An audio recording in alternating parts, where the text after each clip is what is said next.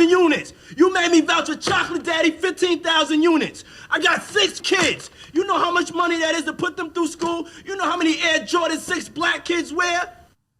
Welcome to Black Irish Podcast.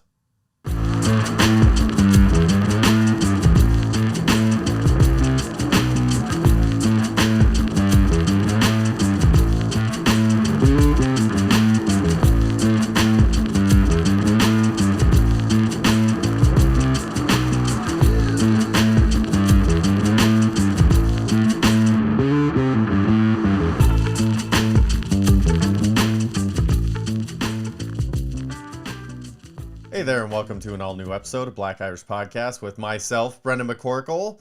Mike is out on medical leave indefinitely, so not sure what's going to shake out on that. Everybody wish him the best. I do. That's my brother in crime. So wish Mike the best. That being said, your boy's going to keep on rolling. I'm going to be doing some solo episodes. I'll have some guests on here or there in the meantime. So I'll actually work on that because usually it's very ad hoc, and I've had a couple of people jump in the seat last second, but I reached out again today. It's like, hey man, you can't just be like, can you jump on right now? I'm like, yeah, I know. I'm just fucking, it wasn't a big deal. So I'll plan a couple of spots out. I'll do a couple solos on purpose, and we'll just roll with it. Because come hell or high water, I'm gonna be here. Just because bad things are going on in the world. Supposedly tragedy plus time equals comedy. Well, I like to microwave my unhappiness, so let's get this over with. You know what I mean? Let's just start talking about it right away. Sometimes it's helpful. That's why I love comedy so much, man. It's my first true love. You know what I mean? That being said, I just got done doing hometown Palmdale comedy show, which I love Palmdale. People dog on Palmdale, but it makes it tough in a different way. And I appreciate it. You had to be street smart. It was fight or flight. And I just chose to turn into a butterfly and be that kind of flight. You know what I mean? Like, it doesn't need to be dramatic. I just hung out with everybody. They're like, yeah, I don't know. That guy's all right enough to where we don't need to kill him. I'm like, yeah, cool. That's all I need. Just let me finagle my way on through life. Nobody hurt me. I'll be good. So I latched on comedy. Whatever. I don't even know what I was saying there. Comedy was fun in Palmdale, and it was nice. My family came out. My sisters came up. It was cold, man. It was cold. By the time I was doing comedy, it was like 45 degrees or so. So it was tough to get people outside. That being said, it was still a really good turnout. And it was a lot of fun. The highlight of the evening for me was after I did a joke about tentacle porn that ends with me acting out like an octopus's arm going in my butthole. I was like, hey, everybody say hi to my mom. I made that stop the show, made everybody say hi to my mom. It was pretty fun. But she's a trooper. She rolls through that kind of stuff. She thinks it's funny. That's why it's easy. That's why she comes to my comedy shows. Otherwise, she'd probably avoid them. But it was cool. My sisters came up and all that stuff. And I got to think, it's like, you just get to talking with family and everything's kind of like, remember when, once you get a certain age. And I just remember hearing certain things like, oh my gosh, you guys still say that kind of stuff? Like the nomenclature never changed. It was just so funny. And then so I got to, not saying any of this was said, but it was like I got to thinking about what things I used to say as a kid, and I'm gonna bring some of them back. I think like turd burglar, like somebody's just, it's like, come on man, what are you doing? Like, it's just a turd burglar. Ugh, whatever. Butt pirate, that was always fun. I mean, I guess that's kind of like, gay offensive or offensive adjacent to a butt pirate, but it's more about you're just being a butthole. You butt pirate. I don't know. It's just fun to say. It's kind of rapey though, because if you're stealing booty, that's not good. Maybe butt pirates got to go for multiple reasons. All right, I'm fine with ditching that. Sometimes you got to kill your babies in comedy. It's like, killing off a joke that you really like. Like, maybe that's just an at-home joke, buddy. And I'm realizing that in comedy. As while I do like turning groans into laughter, if I keep pushing the same joke and only get groans, I need to stop. So I'm getting to the point where I'm starting to eradicate some some awful material. But you know, that's my kind of comedy is I like to throw you up against the wall and then try and pull you back in by the end, you know, but we're friends the whole time. It's just, you know, I don't know. It's fun. Chode is another word that I don't think has ever left my vernacular. It's just like everybody knows what a chode is. Yeah. You see them at the mall. You see them at restaurants a lot. What a chode. You know exactly who I'm talking about. They dress in a particular type of way. They can't pronounce the things that on their shirts. Those guys are chodes. People, I should say. I shouldn't leave anybody out of this. People like that are chodes. Dick Weasel, that's pretty guy forward right there. Dick Weasel is just the guy. It's like the guy that you're like, you kind of wish wasn't in the group at the moment. Not that you don't like him, it's just like, ugh, this Dick Weasel. We got to watch what we say around this guy. That guy's Dick Weasel. And then my favorite one that I still use is Dingleberry. Somebody's a Dingleberry, like you're just hanging poop off a butthole. Like that's just, mwah. That's just such a good slam. I still use it. That's why Mike's fantasy football name is Dax Dingleberries, because I still think it's such a fantastic word. Dingleberry. What a Dingleberry. Like, you're not even good enough to be a piece of shit, you Dingleberry. You're worse. You're a piece of shit that just gets to hang around a dirty butthole all day. Because it's not clean if it has dingleberries. Ugh. Dingleberry's like the worst thing you could be. I like it. And kids could get away with saying it. That's why it stands the test of time. Like Barbra Streisand movies. Speaking of people with exaggerated features, I actually just earlier today went to, not the day you're listening to this, the day I'm recording this, I went to Kevin Nealon's art exhibit at, it was at Choice Contemporary. It's called Kevin Nealon, I Exaggerate. And it's basically caricatures of his celebrity friends or people he likes, whatever. He wrote an entire book that has like the backgrounds on it because he's done hundreds of them. I guess he started doing them during the pandemic and kind of fell in love with the process.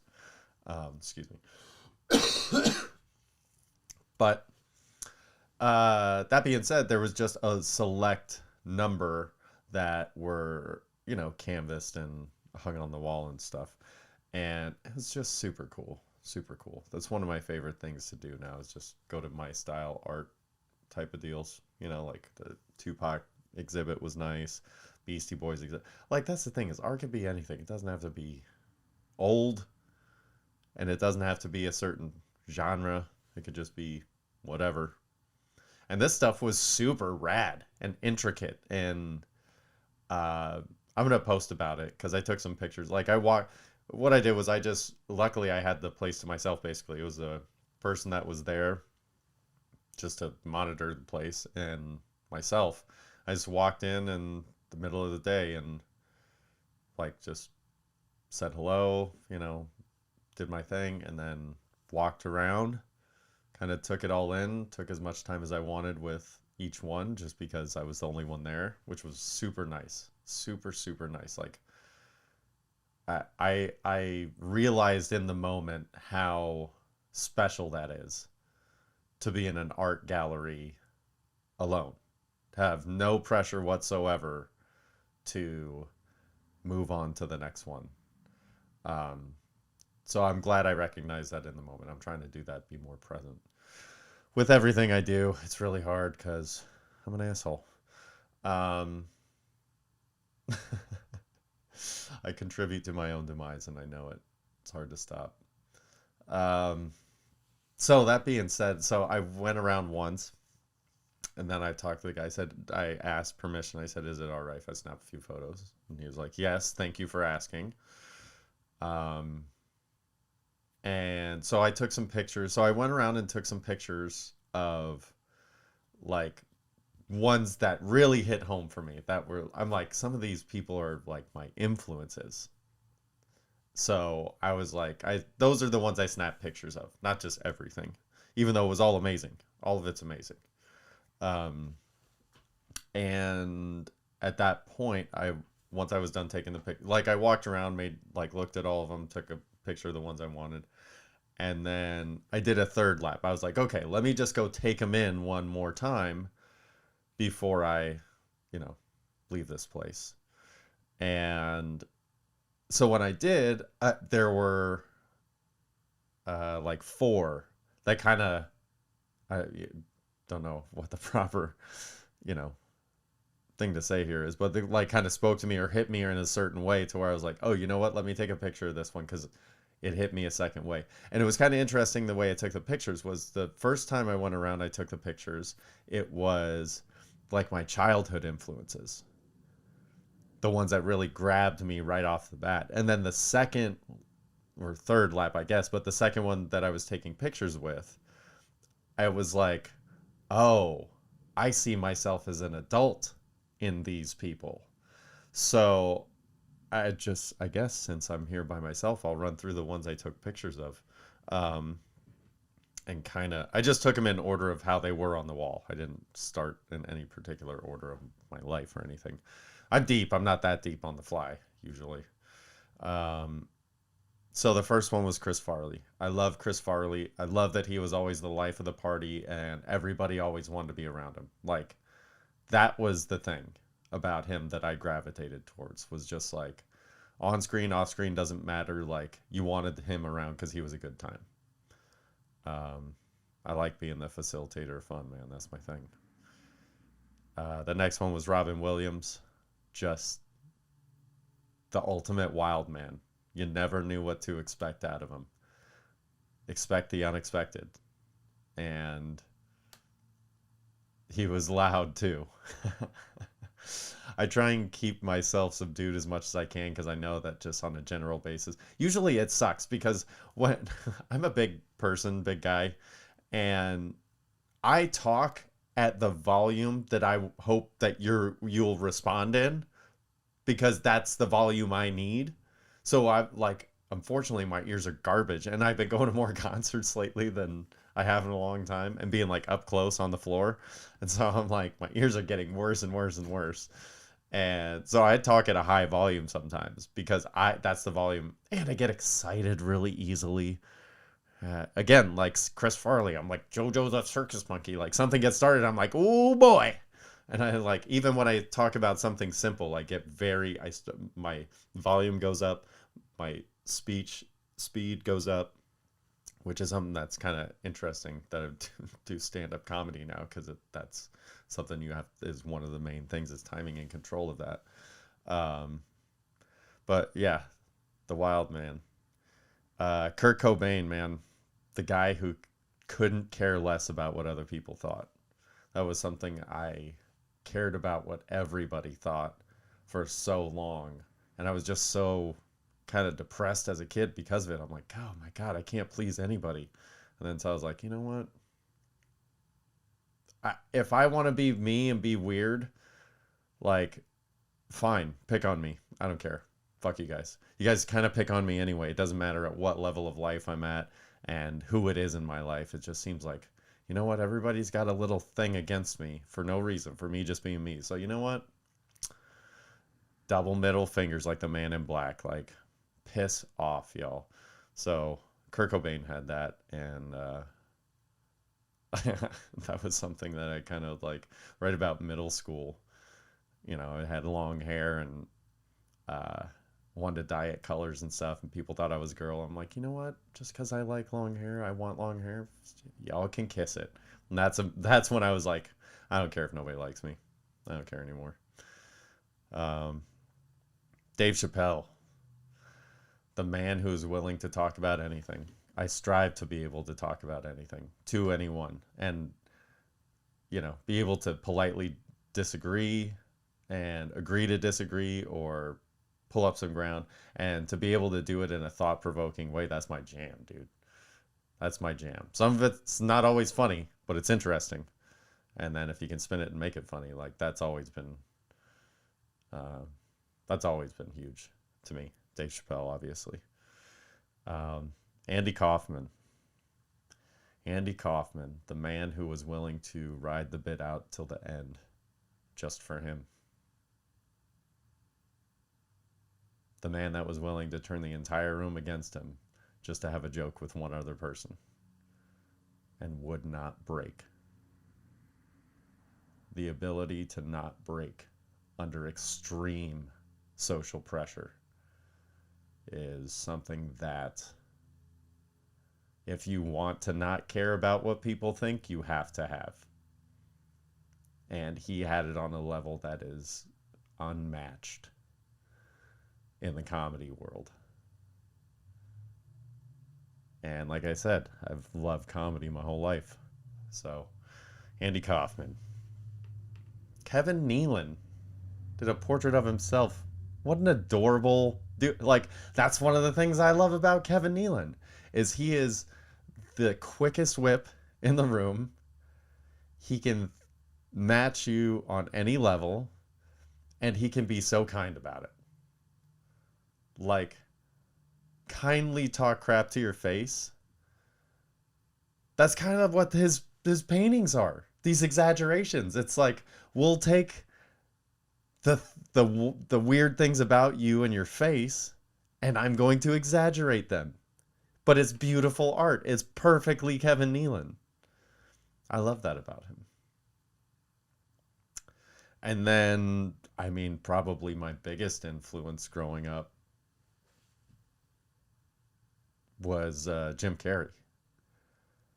Not my love for his stand-up necessarily, but just the sad clown, the human cartoon, the do anything for a laugh, do anything to be funny, anything to be funny. And he taught me how to be animated. Like I said, the human cartoon. I mean, Fire Marshal Bill and Ace Ventura. That was it.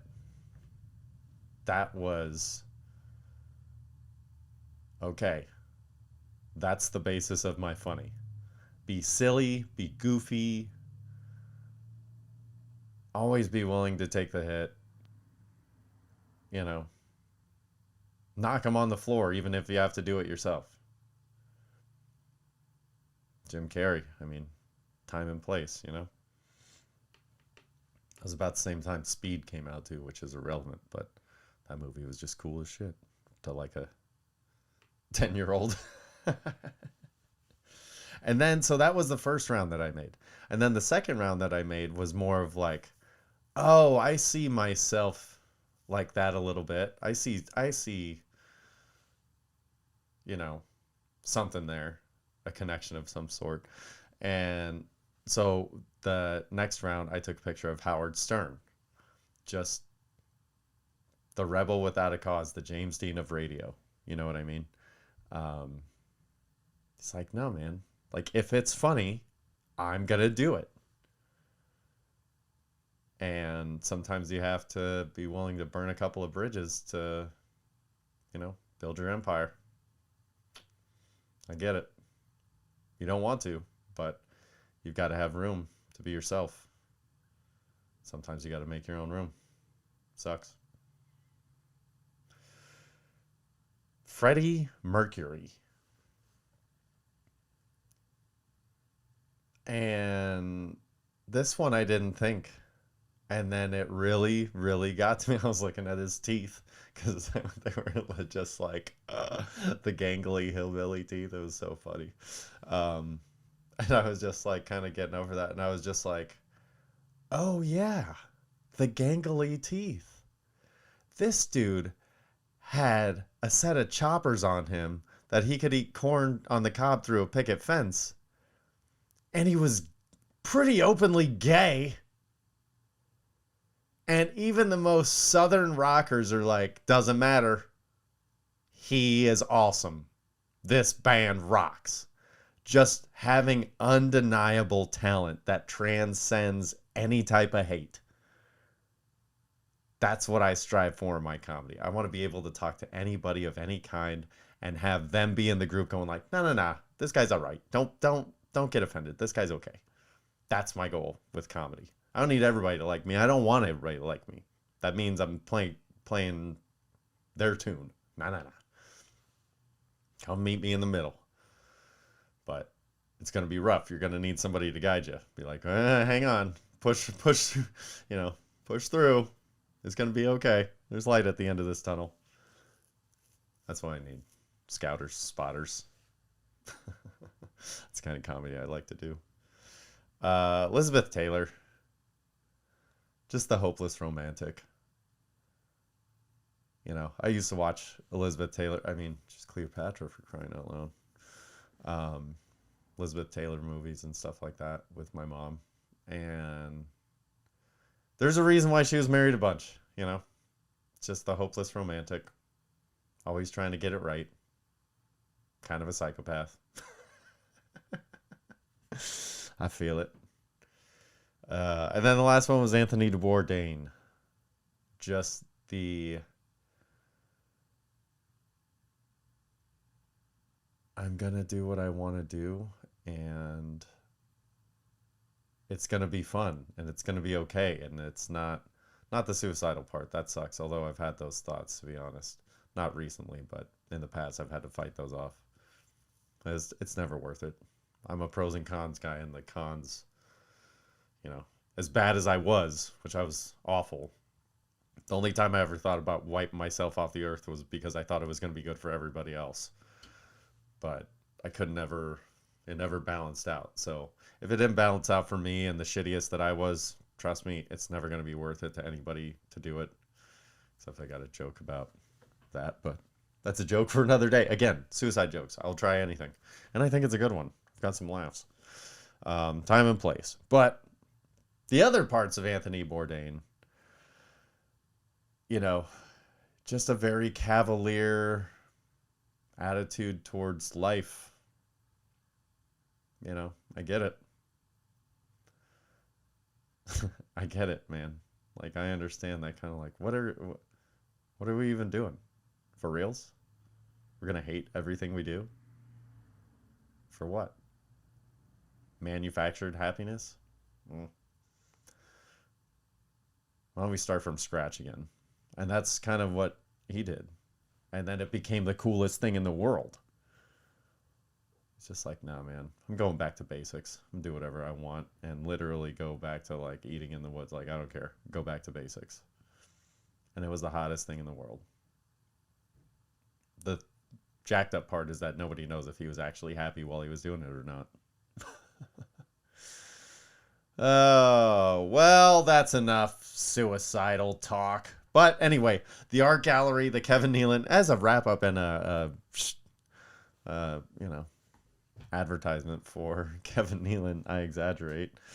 It was rad. It was so cool. And I just loved that somebody that creative and that amazing at a certain type of craft like comedy and all the different ways that he approaches it was able to just in life be like, you know what? I'm still going to try something else. And it's completely different than anything I've ever done. And he did it and was successful. He's a successful guy in many avenues of life, but it's just nice to see people indulging their curiosities. Something I've always liked to do. Although, speaking of that, I'm kind of, I think I'm on the board about just stop inventing things altogether. Let's just stop science completely. I don't know if anybody else is on board with me. Probably just a few Looney Tunes that escaped wearing a bunch of white. White on white on white, you dig? It's coolest.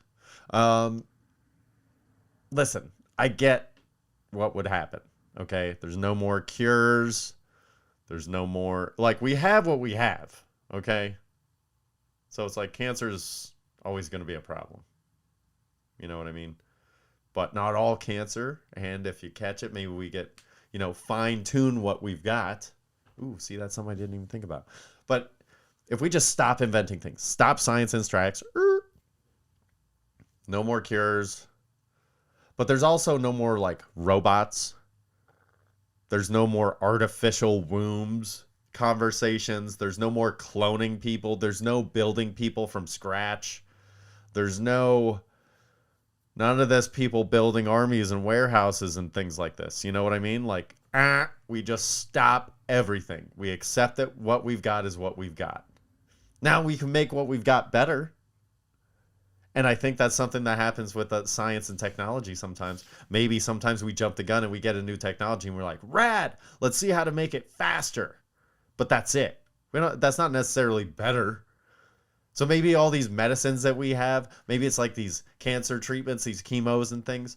Maybe we have the right stuff and just not the right combination. Maybe people haven't, I know people are have been working on that kind of stuff for a long time. But if there was no science to further the research and it was like, this is what we've got, I bet you they could make it better. If there was a ceiling to science, I just don't trust these robots and clone people. They're doing it for sure. Somewhere. Somebody is.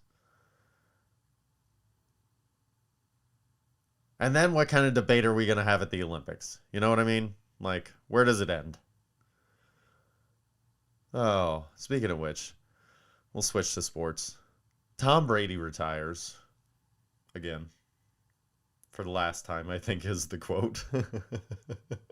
I don't know if it's a quote. I hope it's a quote because that's ridiculous and fun. Tom Brady retires. He's, everybody's like, why come back for 1 year and you didn't win the thing? And maybe he realized that next year is going to be even worse. Maybe he realized he's finally limited on his body. And he's frustrated. And he also realizes, like, it doesn't matter what country I go to get my blood spun and, have baby electrolytes shot into his hip. I don't know what he does, but he for sure does whatever he can and is supposed to, like, the cutting edge of technology. For sure. And maybe he's finally like, yeah, I'm approaching 50 and this just doesn't work the same as it did anymore. Maybe that's it. And he's just like, it doesn't matter what team you put me on. I would not be able to hold up. And he's just like, that was good enough. Maybe that was good enough because he knows the ceiling's going to be lower. And also maybe he's just a cunning cunt satchel and he had a wife while he was in the NFL. And then he decided he went home for a couple of months, didn't like the lack of freedom, and was like, you know what? I'm going to go back because I know what her deal breaker is. So he can kind of throw his hands up and be like, what? He can George Costanza this situation, like get fired on purpose. He's like, well, sorry, I have a calling. Football's not a calling. Church is a calling. I don't agree that everybody should pick it up, but, that's my experience.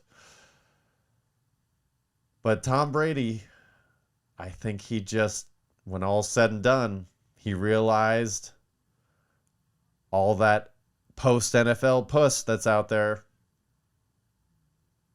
And he's just like, man, being a Fox analyst, I get to go to a different city every week. Get paid more than I ever have. Yeah. I'm not going to want anything tying me down. Because now he can go out and be a buffoon. He was a buffoon throwing the Lombardi trophy almost in a lake when he's supposed to be, like, he's still tied to an organization. Can you imagine what he's going to do behind the production walls of a giant company like Fox that covers everything up. Oh my God, Tom Brady's going to have all kinds of STDs and addictions within the next 3 years. Good for you, Tom. You deserve it. I'm on your side, man. You earn it. I mean, the divorce thing was kind of crap, but, you know, if you're going to do it, you know, go for it, buddy. Hall of Fame. You better get some Hall of Fame party numbers in then, you weirdo. Speaking of not weirdos, I'm very happy for DeMeco Ryans. He's the defensive coordinator, formerly of the San Francisco 49ers, top-rated defense in the NFL. He's amazing. He's amazing. He got the head coaching job for the Houston Texans. I hope they do right by him. They give him a few years to build a real team, and they get a quarterback for him. Like, I know Mike likes Davis Mills, but let's be realistic. He needs a franchise guy. Get him Aaron Rodgers.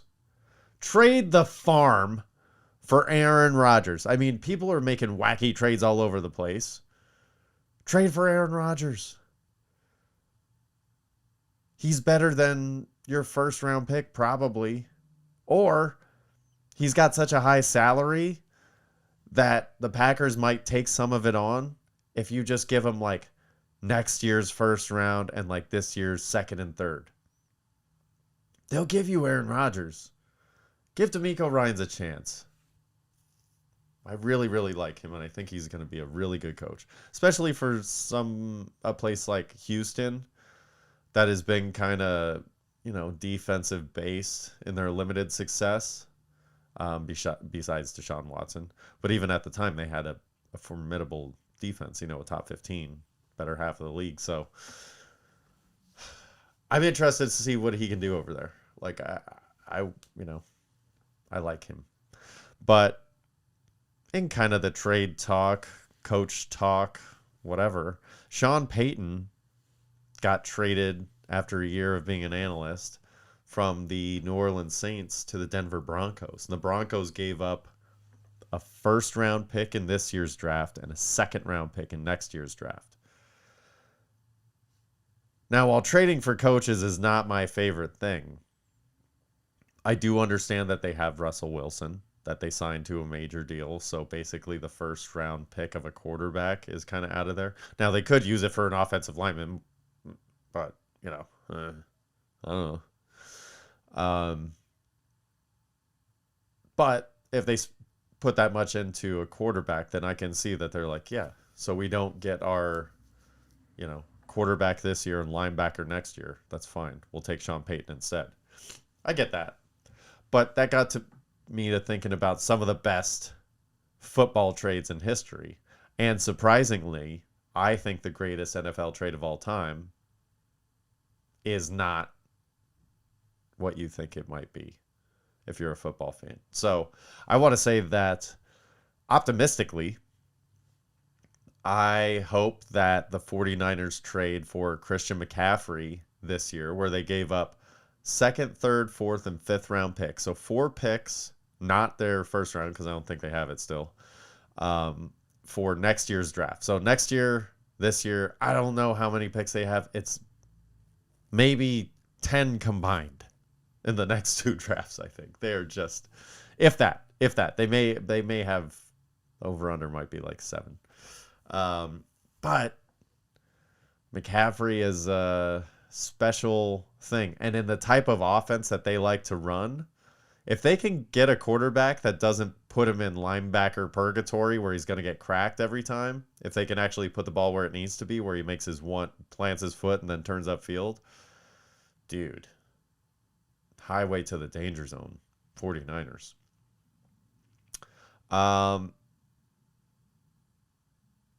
Some people think the greatest football trade of all time is the Cowboys get Herschel Walker for just a gang of picks. They're just like a bunch of future considerations, just like you can have them all. I didn't take the time to go see how many, but I remember it was a grip. Not like I was there at the time, but I remember going over this. And yeah, that was like the Vikings I mean, it's like, talk about your all-time bonehead plays. Like, you just gave the best player in the league away. Doesn't matter what the cost was. It's not worth it. The best player in the league you just gave away. I want to say there was another 49ers trade that I personally enjoy, and that was Steve Young going from the Bucks to the 49ers after 2 mediocre, less than mediocre years in Tampa Bay. The Bucks drafted Vinny Testaverde and shipped Steve Young for a 2nd and 4th round pick. And then Steve Young sat on the bench for a year or two, took over for Montana. Montana goes to the Chiefs. C'est la vie, mon ami. 2 of my favorite quarterbacks of all time. In another fairly, not too recent, but this millennium. Marshall Faulk went from the Colts to the Rams. And it's not so much, I mean, Marshall Faulk was the key to the Rams winning the Super Bowl with the greatest show on turf. Like, he was an integral part of that because they had to have a running game to be able to throw the ball downfield to those monsters, running streams up the sidelines.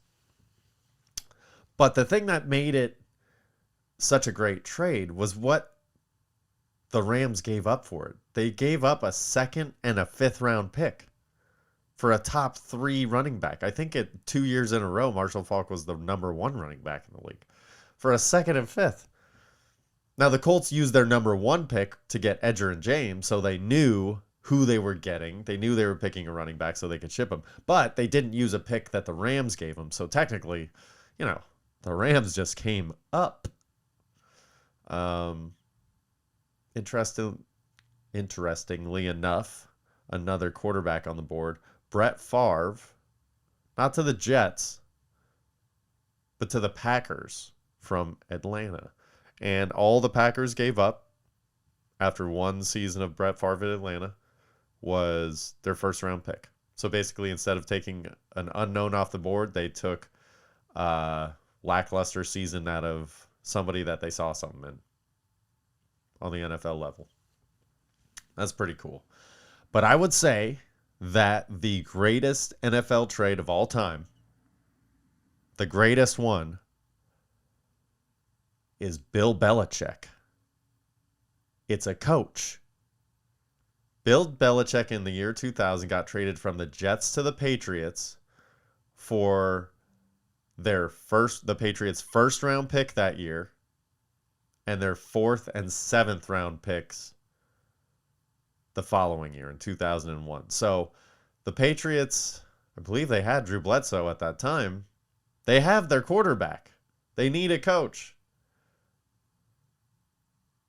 Bill Belichick to the Pats. I mean, that's the steal of the century. He's been coaching a lot longer than Herschel Walker was running in Dallas. It's the greatest trade in NFL history was for Bill Belichick. So, moving on to the NFL playoffs. My Niners got smashed up by the Eagles, man. That was wild. And after Josh Johnson went out, instead of putting Brock Purdy back in there, I don't know why they didn't just run the Wildcat. Christian McCaffrey can throw little dump passes. Who was that dude that was in... I think he was an LSU running back. He was at Miami. He did the Wildcat with Ricky Williams, I think. Oh, no. I can't remember his name. I don't even know if all that trails or tracks. But, oh, no.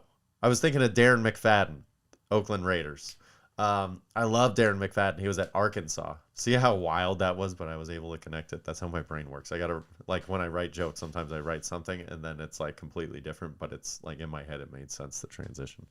Darren McFadden, because he used to run the Wildcat at Arkansas, and he was known for throwing, like, 20-yard passes in the red zone to the, he could throw from deep a little bit.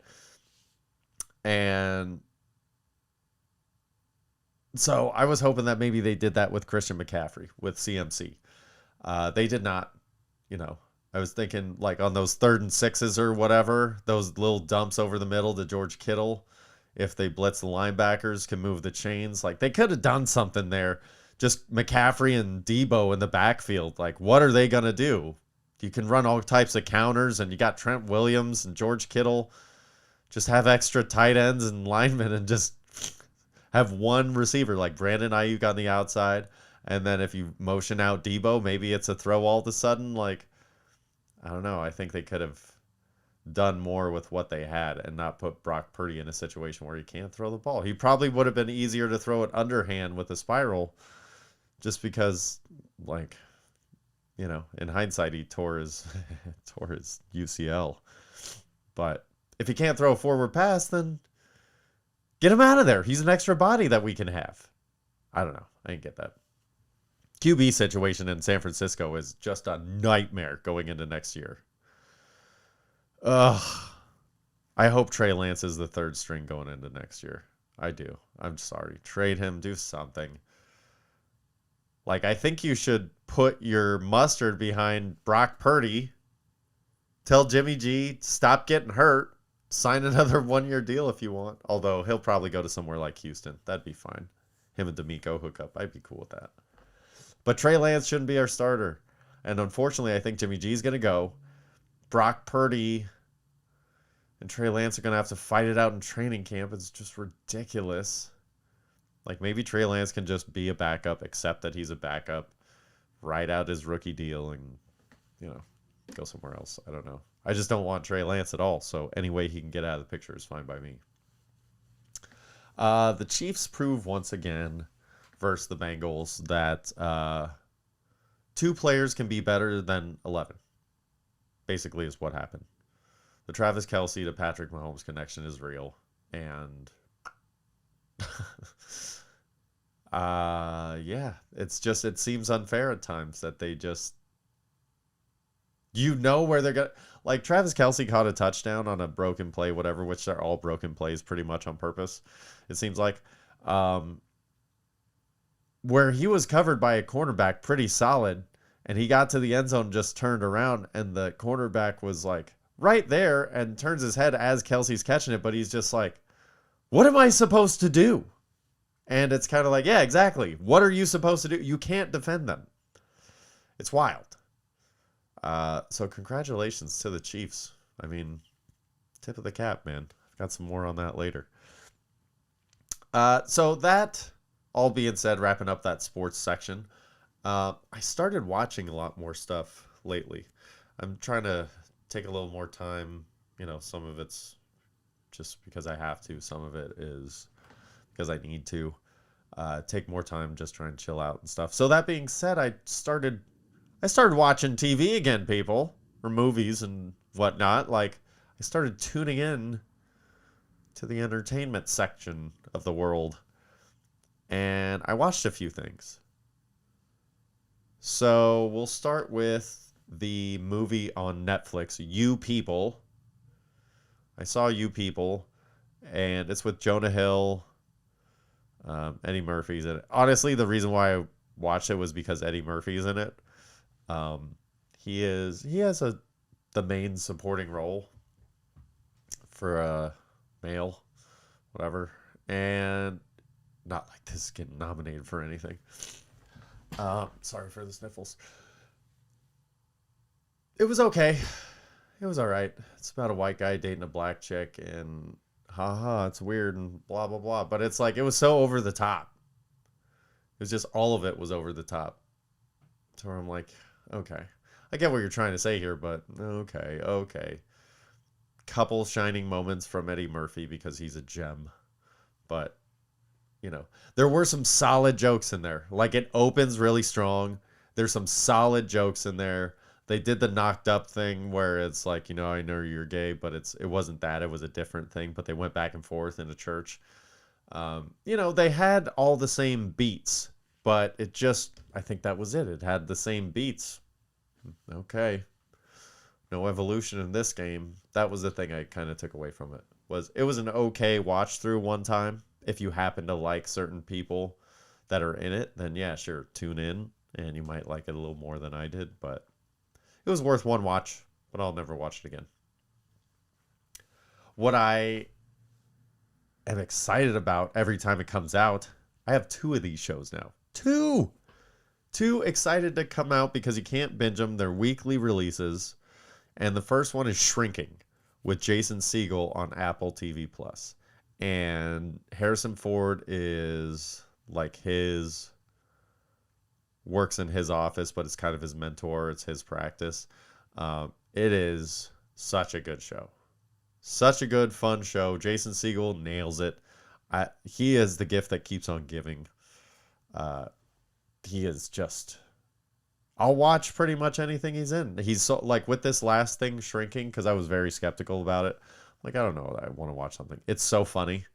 It is so funny. Very dark comedy. I love it. That's right up my alley. Witty. Tugs at the heartstrings a little. It's got all the stuff. So anything I see with Jason Segel moving forward, I'll probably give it a go. He's earned that out of me. I highly recommend Shrinking if you have Apple TV Plus, or do the trial. They got some cool stuff on there right now. I watched Emily the Criminal on Netflix. Again, it's a new movie. It's a one and done. I will not watch this thing again. It was frustrating, man. I'm gonna be honest, because I'm not a thief or a criminal by any means, but I know about crime, and I do know criminals, or I used to, or whatever, however, allegedly you want to say this. But, like, it's just common stuff that you're like... It's like a horror movie when everybody's like, don't go in that room. Don't go in that room. Why would you go in that room? It's like that, but with low-level criminals. I was just like, why would you... Ugh! Why would you do that? Don't do that. Why would you do this? Don't do this. Why would you do this? It's just like nothing made sense, but they kept getting away with it. It's just like, oh my gosh, come on. Getting out of these weird situations. And here's the thing. This isn't really spoilery. Starts out with credit card fraud. Then it goes to the guy and the brother Juice from Sons of Anarchy is giving this Emily the Criminal, who he's affectionate towards, like, he's giving her the ropes, showing her the ropes, and like, hey, I'm going to give you some equipment. If you can make this amount of money, then come back to me and we'll talk about more things. So Juice and his brother run this scam, okay? And so it starts with credit card fraud, and then something happens, and then the brothers, like, sees that they're dating, and it's like, oh, this girl, so you're lying to me? And then it's like, oh, okay.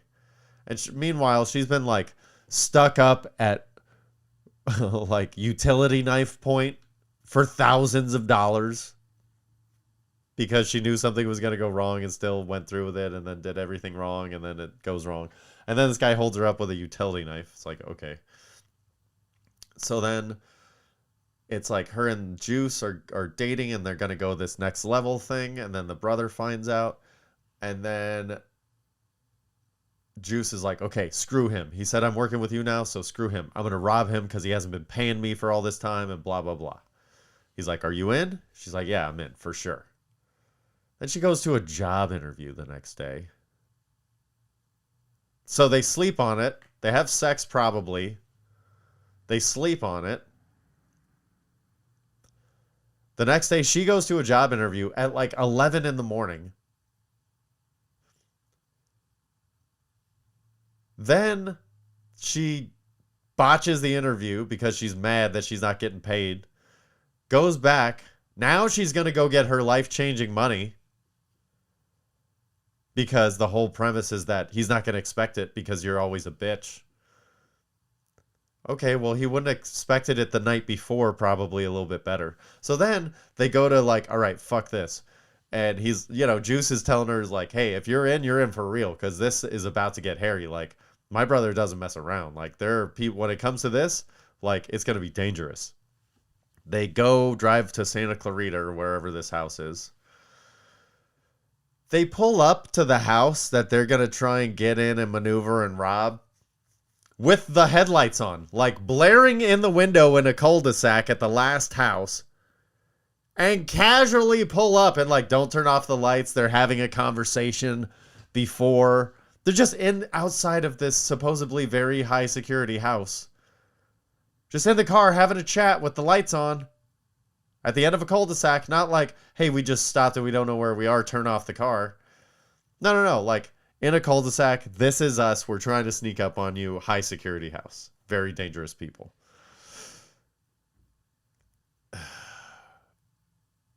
Because his brother cleaned him out. I forgot that part. His brother cleaned him out before he could because he's stupid.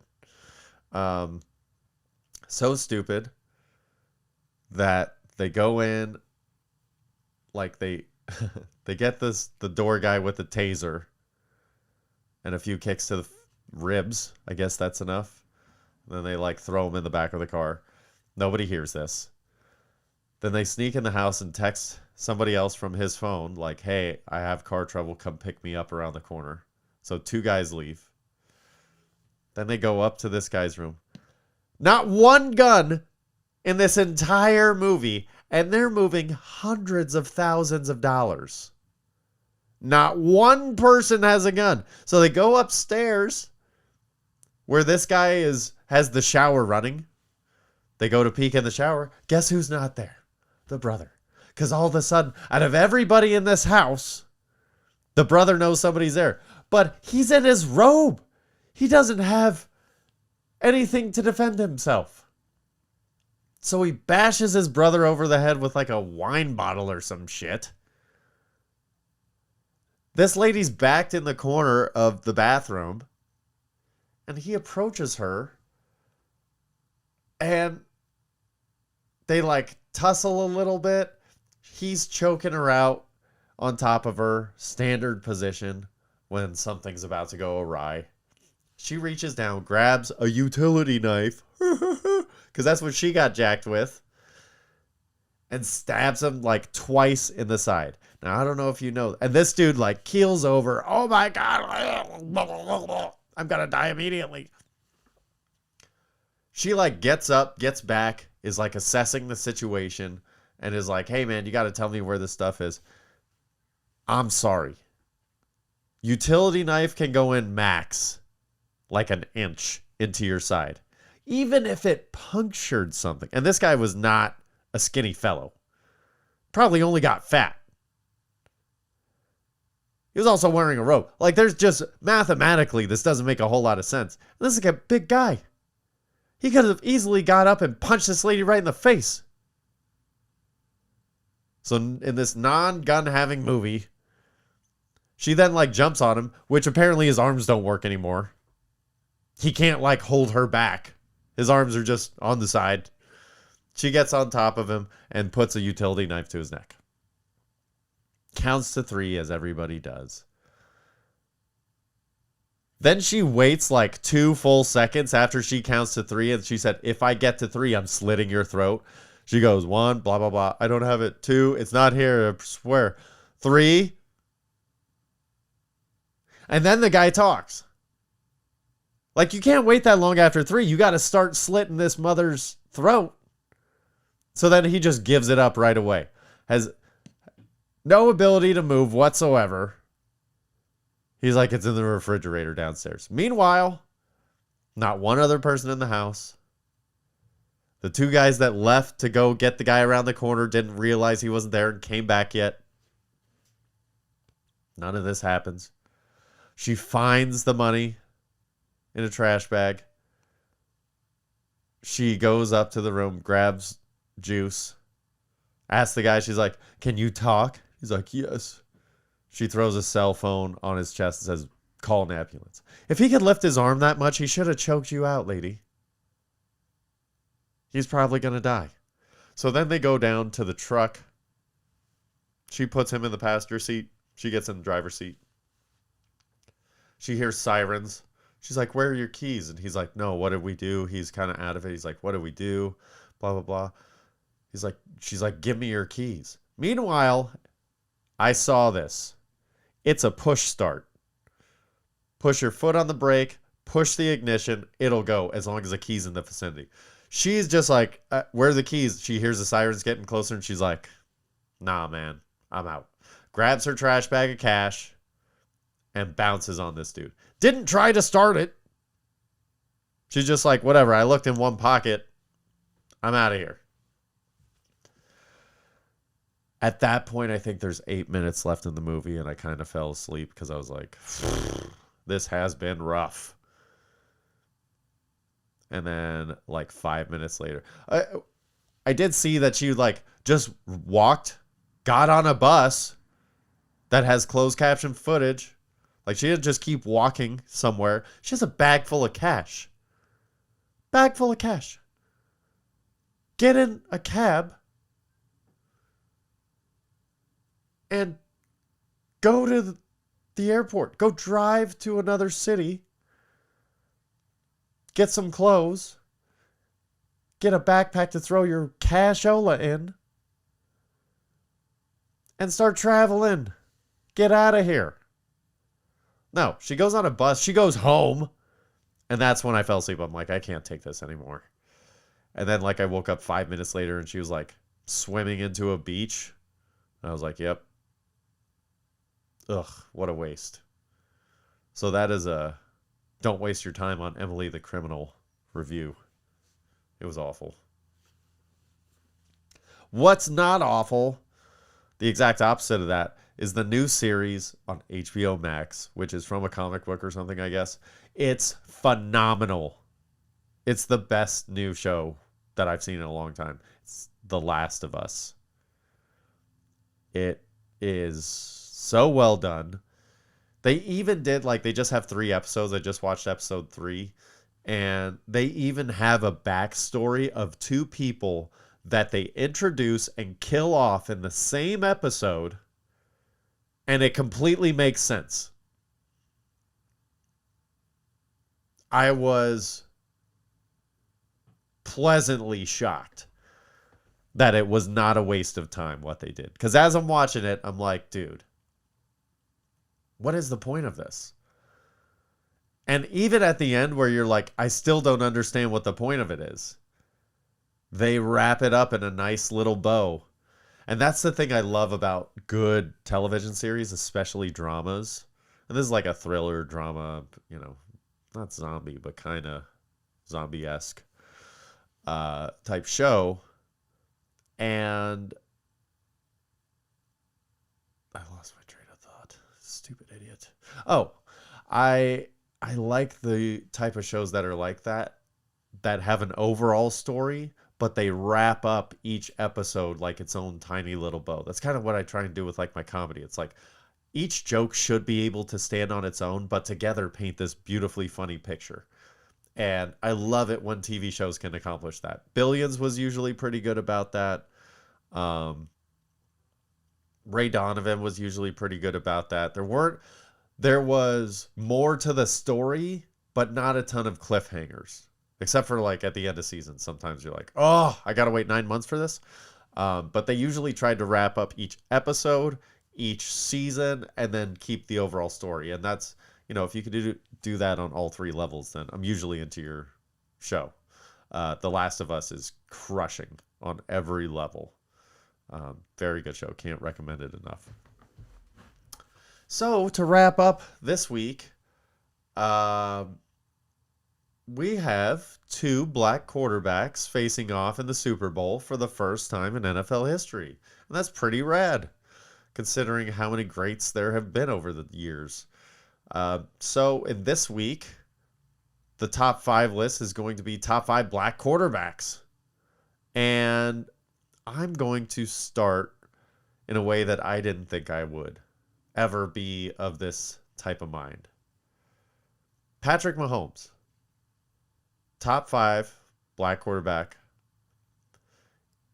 He is 27 years old.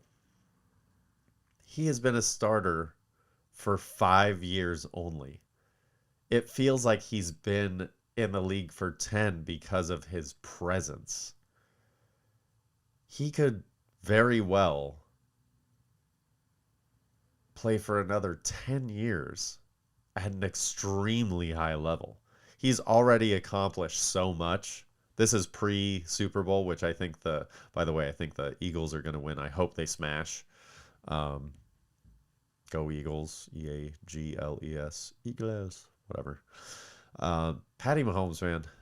I will tip my cap to a guy that's still playing and in the first third of his career, probably. Guy's a killer. Speaking of which, Michael Vick. I meant on the field. Okay? Jeez. Michael Vick. Because he changed the game. It's like when Steph Curry came and started shooting threes, they're like, wait. We didn't know you could do that like that. My God. So Michael Vick changed the way that people viewed quarterbacks. He was electric. He was electric.